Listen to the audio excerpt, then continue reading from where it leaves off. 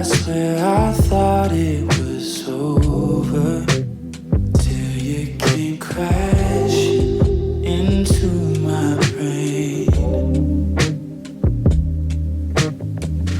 You come around needing closure. The pain and the passion remains the same.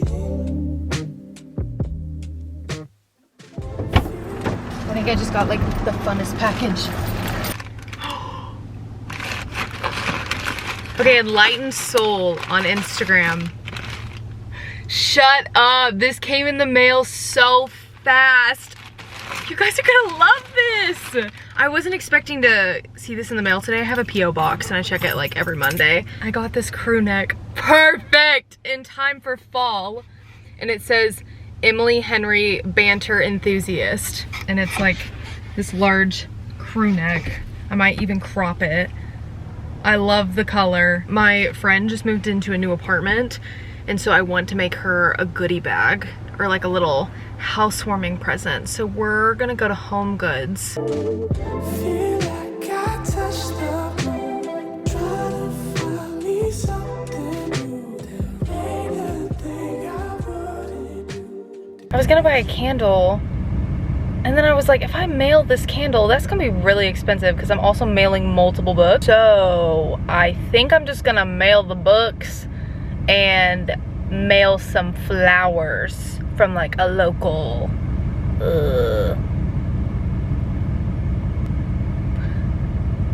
I did, however, buy me some baskets to organize my bathroom because trying to get better about doing that because all my stuff is just strung around everywhere. And I have all of my makeup just sitting in a makeup bag always, and it's just kind of annoying. It made sense when I lived in a van, but I'm like, Heather, you live here. You're not moving every day. You can put your stuff in one spot and it'll be fine. Okay, florist or something.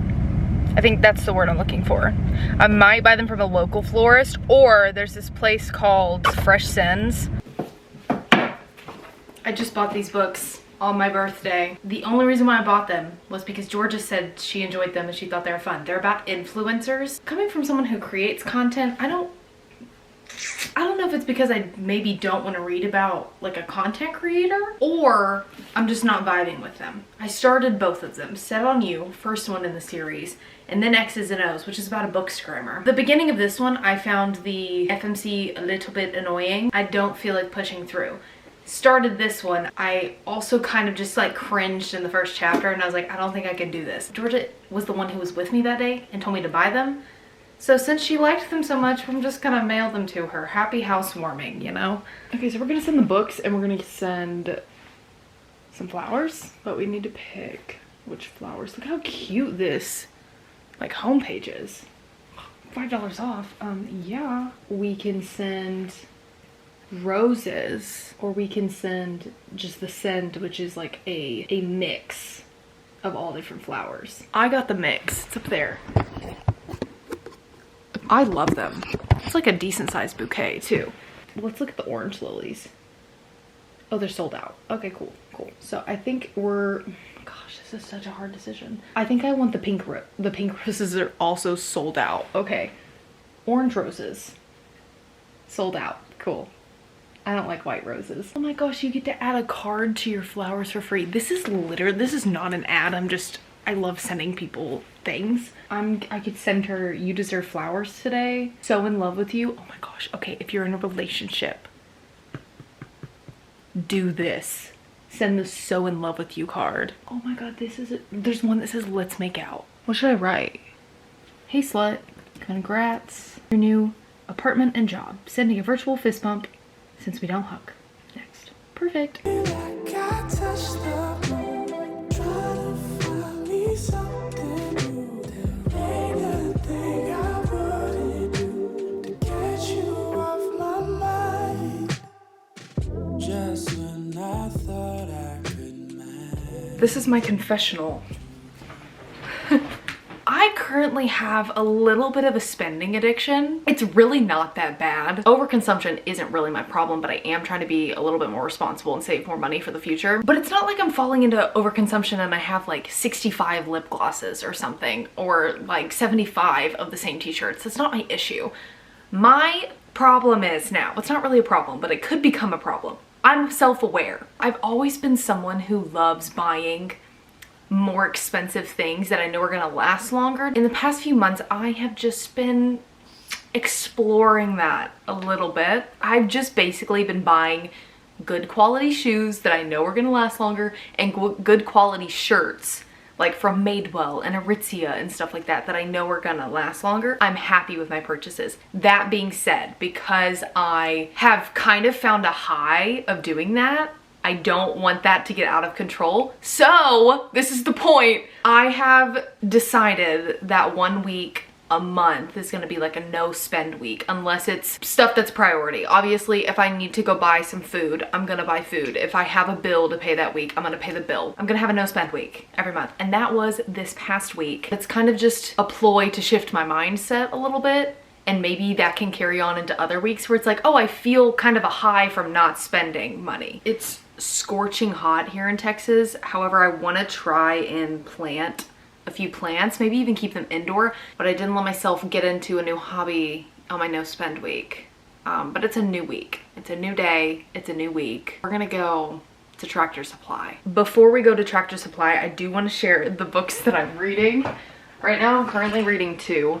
My library book, Survive the Night, that I got last week. This is by Riley Sager and it's a thriller. Oh, it's shiny. And then I'm also reading my third Melanie Harlow book in a week. I started, what book did I start? This one. I kind of am addicted to Melanie Harlow's writing at the moment. It gives me like Lucy Score, Elsie Silver vibes, where it's like mindless reading and people are just in a small town falling in love.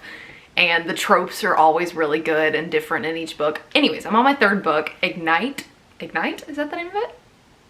Ignite is a single dad romance and they're like neighbors, and she is, I'm pretty sure the girl is 23 and he's like 34. So there's like that age gap there, and he has two little daughters that he doesn't have full custody of, but he sees his daughters like twice a week. And the thing I'm loving so much about this book, I started it last night and I'm already 60% into it. It just feels so real and raw. Sometimes I love reading romance books where the characters are almost so fluffy and so perfect. Obviously, like I feel like every characters have a little bit of flaws, but you know when you sometimes read romance books and you're like, this absolutely is not realistic, but a girl can dream. This man has like, not anger issues, but he is grumpy in such a raw way to where I'm like, I feel like I would interact with this man in real life. I could fall in love with this man, but this man definitely has flaws. He even did something wrong in like the last chapter. He like pissed Winnie off and was just kind of rude to her, and I was like, you're an asshole for that. And you need to apologize. And you know what he did? And he apologized in a very real way. And I was like, okay. Okay. I'm pulling up my Goodreads. Speaking of Goodreads, you guys can't friend me on there anymore. I swear Goodreads was built in like early 2000s. The way this app is structured and the way it glitches and stuff, you can't, it just doesn't seem very updated for an app. They need to work on that. Runaway Love, Single Dad Romance, first book I read by Melanie Harlow. Decided to read this book because she mailed me her second one that's in this interconnected series, Hideaway Heart. I loved this one. Actually rated it like 4.5 stars. It was a single dad romance, very much gave me like Heartless by Elsie Silver vibes. Loved it. This one, I actually didn't really like it that much. I don't know what it was. I feel like it had all the tropes. It was like bodyguard, forced proximity. It had the tropes that I would think that I would love, but it didn't really work for me. And you know what? That's okay. I think I just didn't mesh well with the characters. And I saw one of my mutuals post about it who loved this book, and it reminded her a lot of Twisted Games, and we all know I love Twisted Games. I gave Twisted Games as like a 6 out of 5 star book for me. This one just didn't work for me. Survive the Night, also reading this one at the moment. Everyone that I've spoken to has said that this is one of their least favorite books by Riley Sager. I didn't necessarily love, what was it, Lock Every Door? I think it was Lock Every Door. I get the title confused with Freda McFadden's book that I read in my last video, The Locked Door. but I'm pretty sure the one I'm speaking of is Lock Every Door. I rated that one like 3.5 stars. Wasn't obsessed with it, but I did enjoy it. I do feel like his writing style is a little slow in here. And the main character in this book is stressing me out because she's very unreliable. She has a mental illness. They haven't had a disclaimer on what the mental illness is, but she has movies playing in her head all the time, and she sometimes has an issue differentiating reality from the fiction that's going on in her head. And so she takes medication for it, but she stopped taking her medication for it. So she's riding back to her hometown with this random guy. This is based in like the 1990s. So I guess it was normal to have like a rideshare board at your college where like if you needed a ride or you're going somewhere, maybe you can hitch a ride with a random person. She hitches a ride with this random guy that they meet at the rideshare board, and they're going to the same place. And they end up leaving at night to go back to her small town and his small town. On the drive, there's crazy things that happen, but the entire time you're like, is this not real? Like, is this crazy things that she has thought of in her head? Or are these crazy things actually happening and this man is actually sketchy?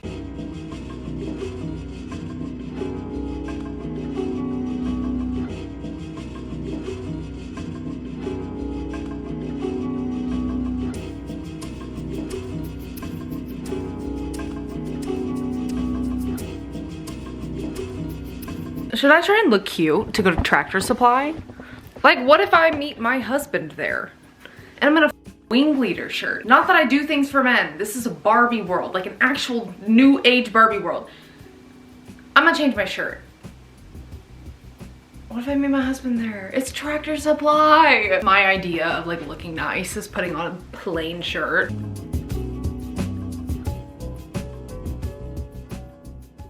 Tractor Supply didn't have anything, so I went to Home Depot.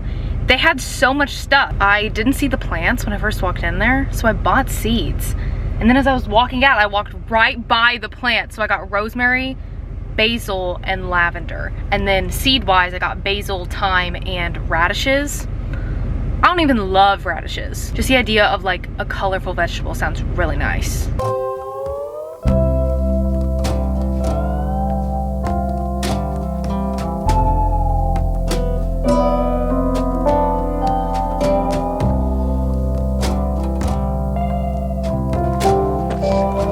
Smells divine. You are my best friend. Well, is it really true to the very end? I no longer have the chickens. Half are dead, half are elsewhere. It's been brutal this summer. I normally lose chickens every single summer, but this summer, like, I don't know what the deal was. What the hell is this? This is just plant food.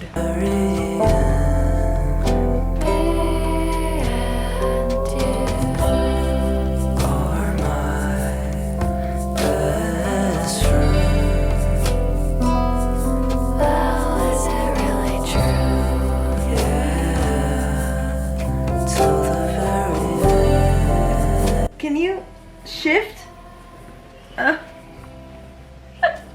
Yeah?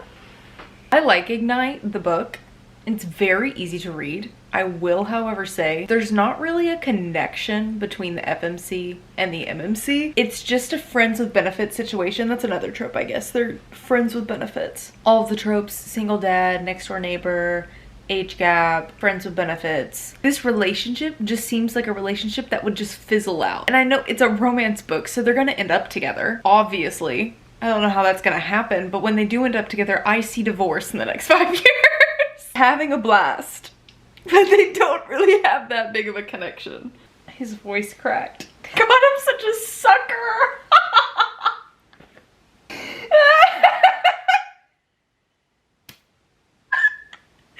This man's throwing a tantrum.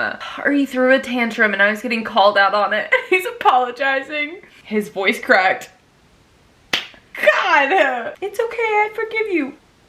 Oh my god! Oh my god! Oh my god! You don't love him. I didn't expect an I love you at this moment in this book. And it just doesn't click. Chemistry.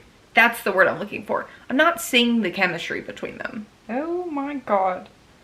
Ooh, no, there's no way in hell.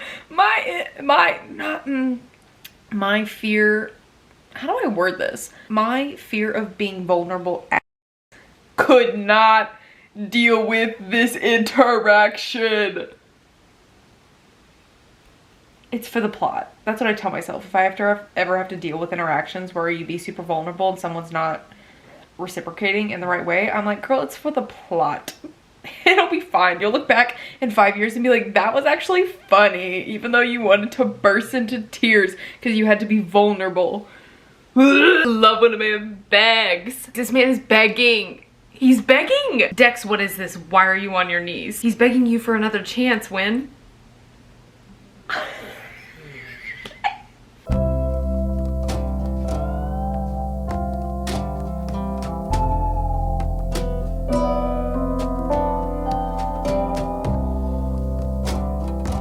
The rosemary is my favorite. It smells so good. In the middle of the lavender and the basil, I planted thyme. And then we have radishes that are in this big pot. And in this small pot, we have more basil because I bought seeds before I saw there was a plant. And then there's just an extra plant with dirt because it looked sad being empty, you know? So just a dirt plant. Finished Ignite by Melanie Harlow like 15 minutes ago. I'm gonna rate it 3 stars. I really like the writing style, but there's like something, and this was the case in the book before this, there was something in this book where I kind of lost touch with it a little bit. I enjoyed it, and I'll probably defend it with my life because it is a single dad trope, and I tend to defend every single dad trope regardless of if the book is amazing or bad with my life.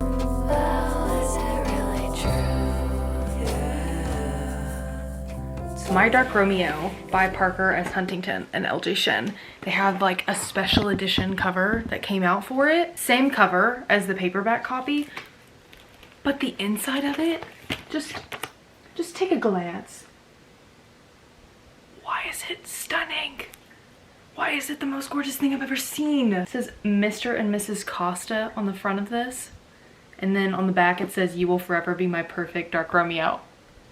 I love the cherub angel look of things. The back of it, some Romeos deserve to die. This is a really fun read. I read this when it first came out back in May or June. I really liked it. I thought it was good. But oh my gosh, there's painted edges too. My fairy tale turned into a cautionary one, inked in tar and sealed in tears. It's so intense and dramatic. I love it. Oh my gosh, go in there. Having some issues. There we go. Perfect. Sitting right next to my haunting Adeline copy.